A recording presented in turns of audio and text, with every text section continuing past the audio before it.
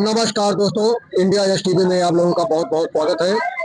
मित्रों, अयोध्या धाम के मिल्कीपुर में होने वाला बहुचर्चित उपचुनाव संपन्न हो गया। लोगों का मत पेटियों में कैद हो गया और सभी मत पेटियां अयोध्या के जीआईसी में रख दी गई। इस बीच अब चुनाव को लेकर के तरह तरह के कयास लगाए जा रहे हैं। कोई कह रहा सपा जीत रही है, तो कोई कह रहा भाजपा जीत रही है,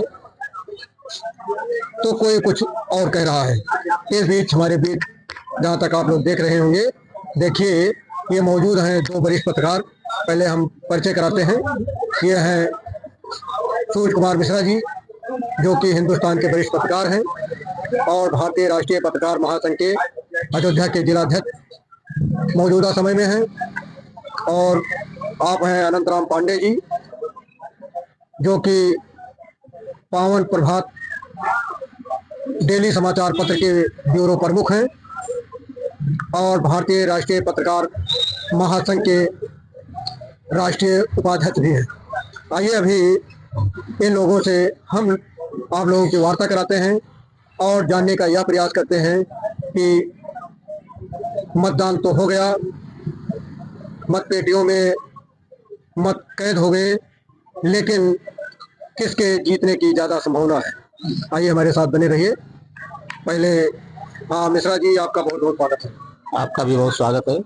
तो मिश्रा जी, ये बताइए कि अब तो चुनाव संपन्न हो गया और जो लोगों ने मतदान किया, ईवीएम जो है वो जीआईसी पहुंचा दी गई। ऐसे में तरह तरह के कयास लगाए जा रहे हैं, तो आपको क्या लगता है कि कौन सा मुद्दा जो है इस चुनाव में हावी था?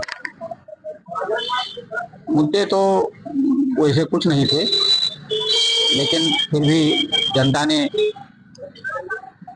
जिस मुद्दे पर अपना मत दिया है वह ज्यादातर हिंदुत्व वाला मुद्दा कुछ दिखाई पड़ा। कुछ लोगों से बात करने पर, चर्चा करने पर इसी को लेकर के लोगों ने वोट किया है। मतलब हिंदुत्व का मुद्दा यहाँ पर हावी रहा। हाँ, इसका मतलब हिंदुत्व पर वोट भी ज्यादा पड़ा। हाँ, हिंदुत्व पर वोट पड़ा है, क्योंकि सांसद के चुनाव में अवधेश प्रसाद जी यहाँ से सांसद बने अयोध्या से। इसका संदेश बाहर बहुत के लोगों को बहुत आघात पहुंचा और यहाँ से जो लोग बाहर गए उन लोगों को तरह तरह की अवहेलना झेलनी पड़ी। इसलिए लोगों ने, जो प्रदेश में हैं, बाहर कमाई कर रहे हैं, उन लोगों ने भी फोन करके अपने घर वालों को बताया कि आप लोग जो है भाजपा को ही वोट देने का काम करें। अच्छा मिश्रा जी, ये बताइए कि परसों जो मतदान हुआ तो उसमें सपा और भाजपा के बीच कांटे की टक्कर दिखाई दी या कुछ और? नहीं, टक्कर तो खैर है ही। अब यह है कि रुझान या जो भी लोगों में चर्चा रहा, भाजपा की तरफ थोड़ा ज्यादा था, लेकिन सपा भी कई जगहों पर अच्छी लड़ाई लड़ी है और कांटे की टक्कर तो है ही। तो संभावना आपको किसकी दिख रही है, किसके निकलने की ज्यादा संभावना? अभी तो ज्यादा संभावना भाजपा की ही लग रही है, जिस हिसाब से लोगों ने वोट दिया और जिस हिसाब से लोगों के विचार आए, इन सबको देखते हुए। तो कम वोटों से जीत होगी कि ज्यादा वोटों से? नहीं, जीत तो ज्यादा ही वोटों से होगी पिछले के मुकाबले। देखिए, अब हम मुखातिब होते हैं श्री अनंतराम पांडे जी की तरफ। पांडे जी, आपका हमारे न्यूज चैनल में बहुत बहुत स्वागत है। धन्यवाद पांडे जी। तो पांडे जी, ये बताइए कि जो मिश्रा जी बता रहे हैं कि यहाँ पर लड़ाई सपा और भाजपा के बीच कांटे की टक्कर थी और ज़्यादा संभावना बीजेपी के निकलने की है, तो इनकी बात में कितना दम है? मिश्रा जी की बात में दम है। यहाँ का चुनाव अपनी बदलाव की बयार बह रही थी, विरासत पर हावी हुई बयार। मतदान केंद्र में मतदान की प्रक्रिया समाप्त हो चुकी है अब वैसे कहने के तो यहाँ 10 प्रत्याशी थे, लेकिन 8 लोगों का तो कहीं बैनर पोस्टर कुछ नहीं दिखाई पड़ा। कांटे की टक्कर भाजपा और सपा में बिल्कुल रही है, इसमें कोई शक नहीं है। अब यहाँ के मतदाता जो है, नहीं पांडे जी ये बताइए कि यहाँ पर जैसे सुनने में आ रहा है कि जात पूरी तरह से हावी थी और लोगों ने जात को देखते हुए वोट किया, ऐसे में यादव मतदाता बटा कि कटा, कैसे क्या हुआ? नहीं, यादव का वोट बटा। यहाँ पे विरासत पर जो है सियासत हावी रही। अभी कल की बात है, यहाँ के सांसद अवधेश प्रसाद जी, जिन्होंने अपने बेटे अजीत प्रसाद को मिल्कीपुर के उपचुनाव में प्रत्याशी बनवाया था, उन्होंने कल प्रेस कॉन्फ्रेंस में दोबारा चुनाव कराने की बात की मांग की। इससे क्या बात उभर कर सामने आती है? क्या उन्होंने अपनी हार मान ली है, स्वीकार कर लिया है कि सपा हार गई? अगर ऐसा नहीं तो पुनर्मतदान की मांग करना बेईमानी कहा जाएगा। अब दोनों प्रत्याशियों की पक्ष विपक्ष की वोटर्स के मत ईवीएम में कैद हो चुके हैं, जो कल 8 बजे प्रातः से मतगणना शुरू होगी, 10 बजे से रुझान आना शुरू हो जाएगा। ऐसी स्थिति में अब ये कहना ठीक नहीं होगा कि कौन जीत रहा है कौन हार रहा है। अच्छा मिश्रा जी, एक सवाल आपसे ये बताइए, चूंकि ब्राह्मण मतों को रिझाने के लिए सपा ने भी अड़ी चोटी का जोर लगा दिया और बीजेपी ने भी लगा दिया। सपा की तरफ से यहाँ तेज नारायण पांडे ने पूरी अड़ी चोटी का जोर लगा दिया, वही भाजपा की तरफ से खब्बू तिवारी और गिरीश त्रिपाठी पूरी तरह से डेरा डाले रहे।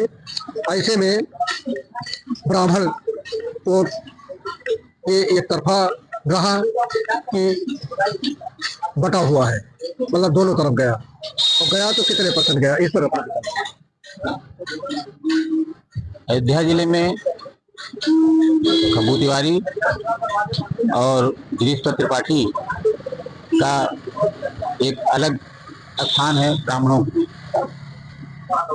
और पवन पांडे तक जी का जहाँ तक सवाल है वो केवल अयोध्या विधानसभा तक ही सीमित हैं।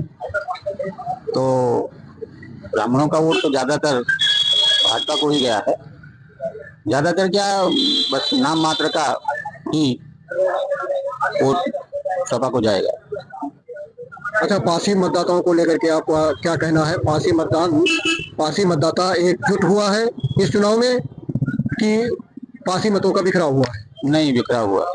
तो कितने % किधर गया? अब 40% इधर जाएगा और 20% जो है वो सूरज चौधरी को जाएगा। कहने का मतलब भाजपा और सपा ये दोनों बराबर पाएंगे। हाँ, और 20% सूरज चौधरी। पांडे जी, आप इसका कितना समर्थन करते हैं? हम समर्थन किसी का नहीं करते हैं। पासी के मतदान में बंटवारा हुआ है। 60% पासियों ने चंद्रभान पासवान और बीजेपी के कैंडिडेट को मतदान किया है। 40% में 30% सपा कैंडिडेट अजीत प्रसाद को हुआ है, जहाँ तक मेरी जानकारी है, और 10% में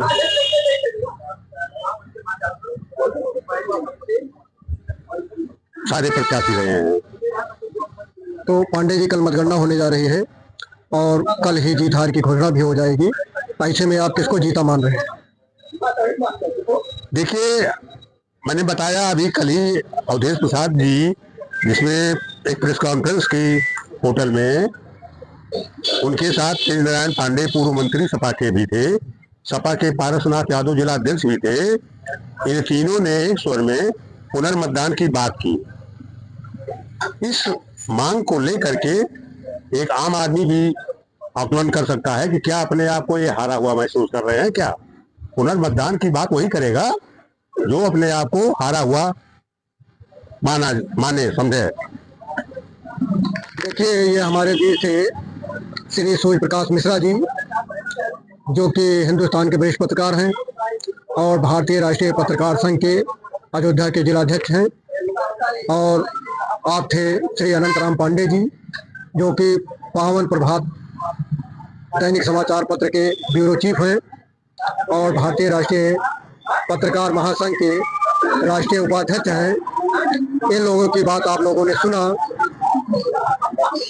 आप लोग इस खबर को देखिए और अपना मत बताना मत भूलिएगा।